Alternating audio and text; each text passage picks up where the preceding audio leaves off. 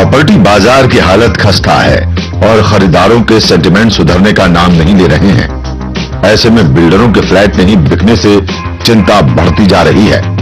Flat की बिक्री बढ़ाने के लिए बिल्डरों ने सभी तरह के हथकंडे अपनाकर देख लिए हैं, लेकिन स्थिति जस्त की तस बनी हुई है। लेकिन अब बिक्री को रफ्तार देने के लिए रियल एस्टेट कंपनियां एक और तरीका अपना रही हैं। रियल एस्टेट विशेषज्ञों की माने तो बिल्डर अपनी बिक्री बढ़ाने के लिए फ्लैट के साइज कम कर रहे हैं। ये सच भी है कि किसी भी हाउसिंग प्रोजेक्ट में दो तरह के घर जल्दी बिकते हैं। पहला कम कीमत वाले घर और दूसरा छोटे साइज वाले घर। नकदी की किल्लत से जूझ रही रियल एस्टेट कंपनियां अब इसी फार्मूले को अपना रही हैं। डेवलपर्स का कहना है कि लोगों के पास परचेजिंग पावर कम होते जा रही है। ऐसे में छोटे साइज के फ्लैट खरीदना इनकी मजबूरी बनती जा रही है। साथ ही इस सेगमेंट में ऐसे घरों की जरूरत भी है और बिल्डर इस ओर तेजी से काम भी कर रहे हैं। प्रॉपर्टी विशेषज्ञों का भी कहना है कि 1200 वर्ग फुट वाले फ्लैट का साइज अब घटकर 900 रह गया है और छोटे किए गए फ्लैटों की बिक्री में तेजी भी देखने को मिल रही है। लेकिन उन्होंने जो छोटे छोटे घर बनाने चालू कर दिए, तो जहां पहले आप 1200 स्क्वायर फुट का दो या 3 बेडरूम का घर खरीदते थे, उन्होंने वो 1000 स्क्वायर फुट कर दिया, 900 से 1000 स्क्वायर फुट का, और उसके कारण जो टोटल टिकट साइज कम हुआ, तो वहां पे सेल्स इंप्रूव हुई है। तो इसी तरह कुछ ना कुछ ऐसे अगर होता जाएगा, या तो अगर एक्चुअल में रियल एस्टेट कॉस्ट कम हो जाता है, कॉस्ट ऑफ कंस्ट्रक्शन और मटेरियल्स कम हो जाते हैं, या लैंड होता है, या फिर एफएआर इंक्रीज हो जाता है, जिसके कारण डेवलपर्स जो है ज्यादा बना सकें, तो उसके कारण अगर कुछ कॉस्ट पे कंट्रोल आ जाएगा तो ऑटोमेटिकली सेल्स भी इंप्रूव हो जाएंगी। मंदी की मार की वजह से छोटे और बड़े बिल्डर्स फ्लैट के साइज कम करने पर मजबूर हैं। Global property consultant JLL India के मुताबिक देश के 7 बड़े शहरों में एवरेज अपार्टमेंट साइज पिछले 5 सालों में 30% घटा है। दरअसल हाउसिंग मार्केट में कमजोर हुई सेल्स से निपटने के लिए डेवलपर्स अब छोटे फ्लैट्स बना रहे हैं, जिससे कि सुस्त हुई सेल्स को बढ़ाया जा सके। रियल एस्टेट मार्केट में स्लो डाउन से निपटने के लिए बिल्डर्स रेजिडेंशियल सेगमेंट में फ्लैट का साइज तो कम कर रहे हैं, लेकिन इसके दाम नहीं घटा रहे। MMR में शामिल मुंबई, ठाणे और नवी मुंबई में सालाना बेसिस पर फ्लैट साइज में सबसे ज्यादा गिरावट देखी गई है। इसके साथ बेंगलुरु, चेन्नई और कोलकाता में भी लगभग इतनी ही गिरावट देखी गई है।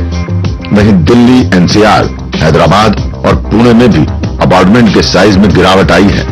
सभी बड़े शहरों में बिल्डर्स रेजिडेंशियल सेगमेंट में सेल्स बढ़ाने के लिए इनोवेटिव आइडिया तलाश रहे हैं, जिससे पोटेंशियल बायर्स को अट्रैक्ट किया जा सके, क्योंकि इस समय महंगे अपार्टमेंट बेचना काफी मुश्किल होता जा रहा है। JLL इंडिया की एक रिपोर्ट के मुताबिक देश के तमाम शहरों में पिछले 5 सालों में एवरेज अपार्टमेंट साइज में कमी आई है। मुंबई, जो पहले ही छोटे और कॉम्पैक्ट घरों के लिए जाना जाता है, वहां एवरेज अपार्टमेंट साइज में सबसे ज्यादा 26.4% की गिरावट आई है।